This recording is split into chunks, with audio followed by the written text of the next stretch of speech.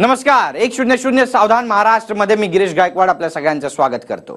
आंध्र प्रदेशचे माजी राज्यपाल आणि उत्तराखंडचे माजी मुख्यमंत्री एनडी तिवारी यांच्या मुलाचा 16 एप्रिलच्या रात्री खून झाला।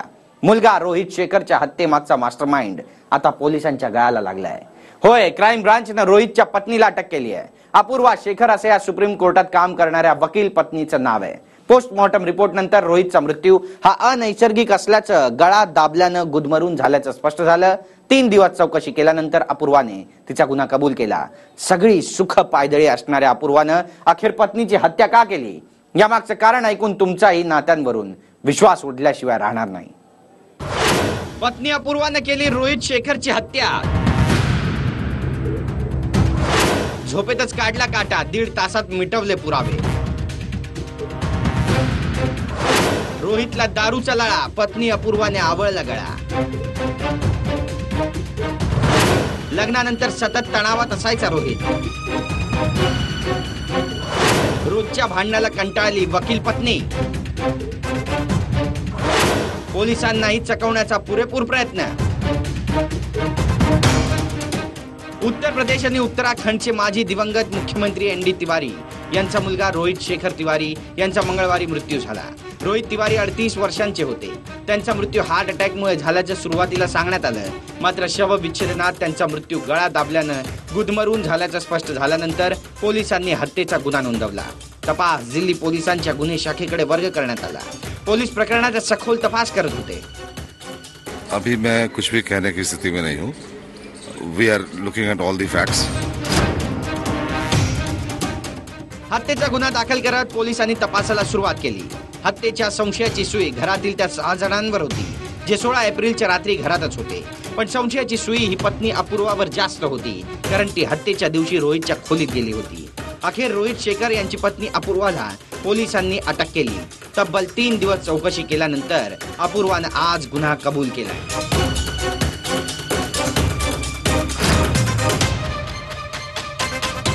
अपूर्वानं पोलीस चौकशीत गुन्ह्याची कबुली दिल्याचं सूत्र सांगतायत। दिनांक 16 एप्रिल 2019, वेळ दुपारी 2 वाजता, ठिकाण डिफेन्स कॉलनी दिल्ली। रोहित 12 एप्रिलला उत्तराखंडच्या काठगोदाममध्ये मतदानासाठी गेले होते।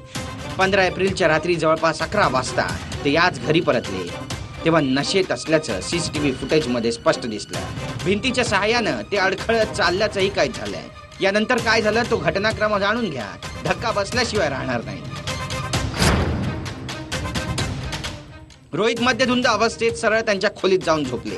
घरातील पहिल्या मजल्यावरच्या याच खोलीत त्यांच्यासोबत घरातील नोकर होता, ज्याने त्यांची मालिश केली होती। दुसऱ्या दिवशी संध्याकाळी 4 वाजता रोहितच्या पत्नीनं नोकराला रोहितला उठवण्यास सांगितलं होतं। नोकर रोहितला उठवायला पोहोचला तेव्हा रोहित बेडवर बेशुद्ध अवस्थेत होता। नाकातोंडातून रक्त वाहत होतं। रोहितच्या आईला तातडीनं याबाबत सांगण्यात आलं, जी रुग्णालयातच होती। रोहितची आई तातडीनं अँब्युलन्स घेऊन घरी पोहोचली। रुग्णालयात रोहित तिवारी यांना मृत घोषित करण्यात आलं। आता 15 तारखेच्या रात्रीपासून 16 तारखेच्या संध्याकाळी 4 वाजेपर्यंत, म्हणजे आज 16 तासात पत्नी अपूर्वा हीच घरात होती। पहिली थेअरी ही सांगते की रात्री पती पत्नी दोघांमध्ये खटके उडाले आणि पत्नी अपूर्वानं बेडवरच पतीचा गळा आवळून रोहितची हत्या केली। झटापटीत तिची नखर रोहितच्या मानेला लागली। पोलिसांना हत्या रात्री झाल्याचा संशय, कारण अपूर्वा ही रात्री पतीच्या खोलीत जाताना घरातील सीसीटीव्ही कॅमेऱ्यात कैद झाली होती। उत्तराखंडचे माजी मुख्यमंत्री एनडी तिवारी यांचा मुलगा रोहित तिवारी यांच्या आकस्मिक निधन झालं अशी एक बातमी आली आणि त्यानंतर मात्र या बातमीला वेगळं वळण लागलं। आम्ही या ठिकाणी रोहित तिवारी यांच्या निवासस्थानी ज्या ठिकाणी त्यांचं निधन झालं, मात्र त्यानंतर एक नवीन बातमी पुढे आली की त्यांचं कुठे ना कुठे संशयास्पद मृत्यू झाला आहे, त्यामध्ये काहीतरी आहे। याच अनुषंगाने दिल्ली पोलिसांनी आज रोहित तिवारी यांची जी पत्नी आहेत अपूर्वा तिवारी यांच्या संशय व्यक्त करून त्यांना अटक करण्यात आलं। रोहितची आई उज्ज्वला यांनी रोहित आणि पत्नी अपूर्वा यांच्यात लग्नाच्या दुसऱ्या दिवसापासूनच वादविवाद सुरू झाल्याचं आधी स्पष्ट केलं होतं। दोघे स्वतंत्र झोपत असल्याचंही नमूद केलं होतं। हाँ, मैं एम्बुलेंस लेके यहाँ घर पे आई, तब तक अपूर्वा ने अपनी शायद गाड़ी में, शायद अब मुझे दिमाग काम नहीं कर रहा, किसी गाड़ी में रोहित को नीचे ला करके लिटाया हुआ था। तो मुझे तो उसी समय देख के ज्यादा आशा नहीं रही।